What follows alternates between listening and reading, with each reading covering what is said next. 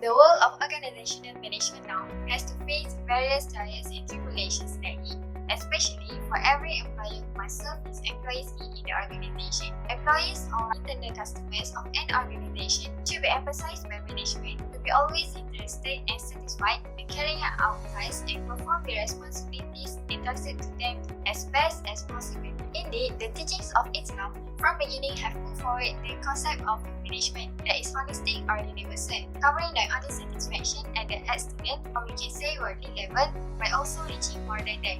True satisfaction is actually the highest achievement in divine pleasure, or known as Murdatullah, in addition to obtaining the blessings of life in this world, and a real success, also known as Al-Falah in the hereafter.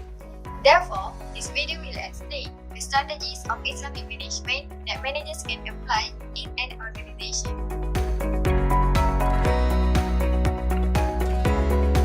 Different Islamic teachings background.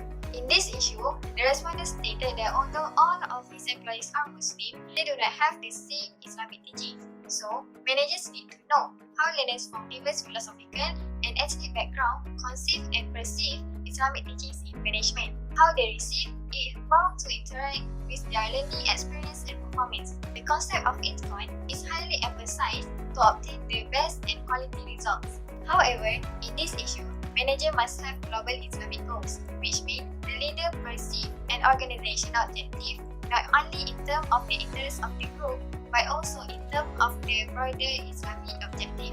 Next, adherence to the Shariah and Islamic manner.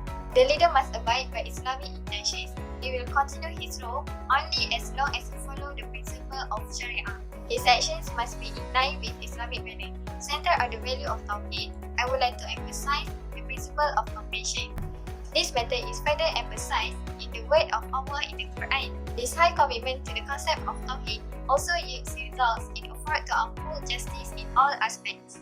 For example, in an organization, if justice and equality exists between managers and employees, it inevitably create a high value of satisfaction between them and at the same time bring universal happiness. Thus, team members must be trained about Islamic values, ways of communicating within the team, behaviors and attitude and consensus formation. A manager having leadership qualities as laid down in Islam is expected to combat any managerial challenges and complexities of the centuries ahead. Face a conflict of interest between preserving the Islamic principles and the element of commerce while making a business decision.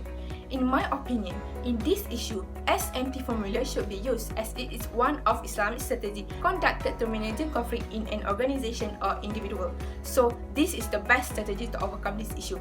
SMT formula stands for Shura, Nasihat and Ta'awun. The first one is Shura. Shura is an Arabic word for consultation. The Quran and the Prophet Muhammad SAW encourage Muslims to decide their affairs in consultation with those who will be affected by that decision. Shura is mentioned as a praiseworthy activity often used in organizing the Islamic organizations. In order to consult the people in the organization or our life, the best things to do is Shura, because we are listening to each other and make up the thing by mutual agreement.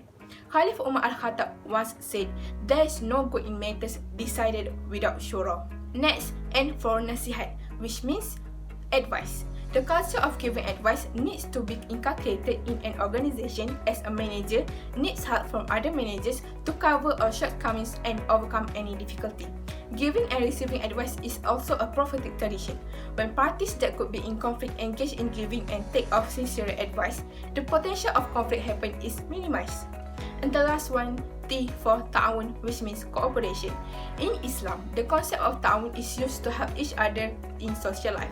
Human beings are unable to meet the needs of their own life without the help of others. In order to meet the needs of human life, people need to cooperate and help each other in various matters. Moreover, the Quran advises Muslims to cooperate with one another.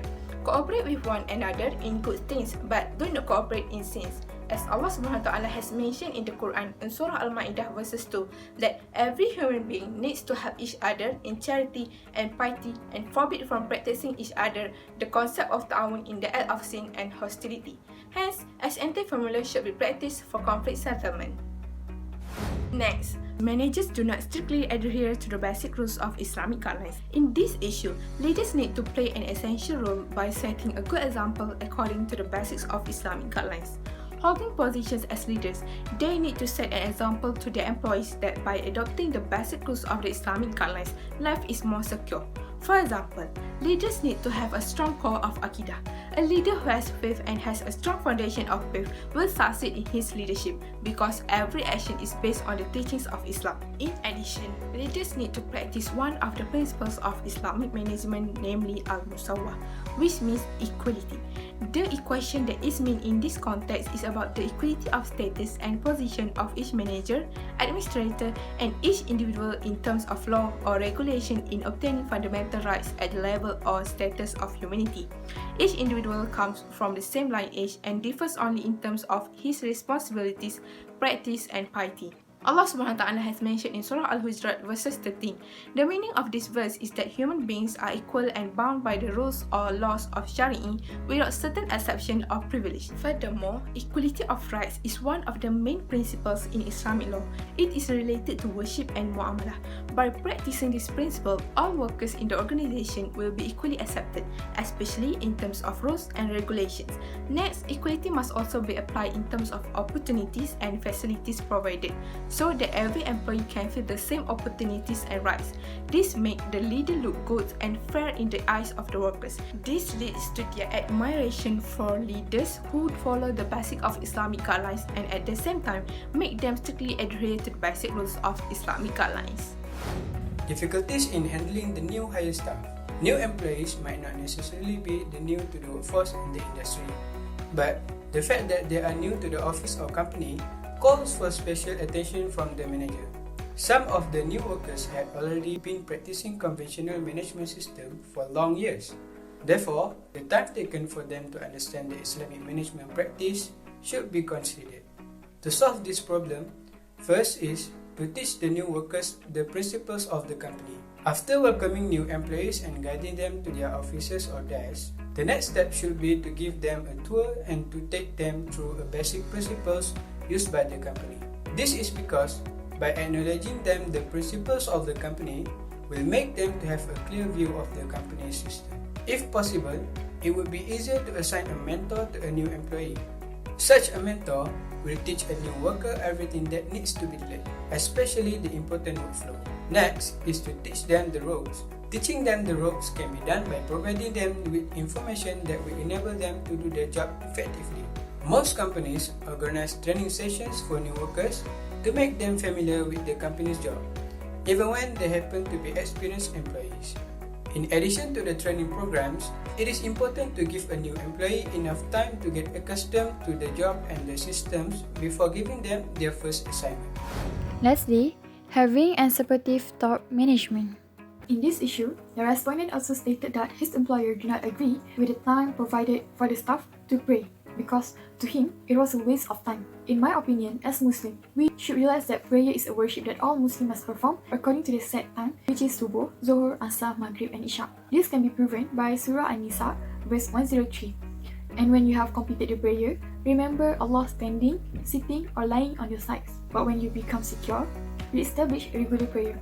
Indeed, prayer has been decreed upon the believers, a decree of specific times. However, for those who are not Muslim, there is possibility that they do not understand about our religion, as many of them have zero knowledge about it. In this case, if the employer is a non-Muslim, the respondent should play a role in giving exposure to his employer about Islam, especially about prayer. However, if it is otherwise, which means his employer is a Muslim, I feel that this issue should not happen.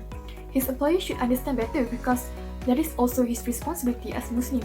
If his employer had the sentiment that prayer will be a waste of time and slow down his business process, he had made a big mistake because in Surah Al-Mu'minin verse 1 and 2 have stated that successful indeed are the believers, those who humble themselves in prayers. We should not make busy seeking sustenance as an excuse not to worship, because Prophet Muhammad SAW said, Allah SWT said, O son of Adam, do worship only for me. I will surely fill your chest with wealth and I will cover your poverty.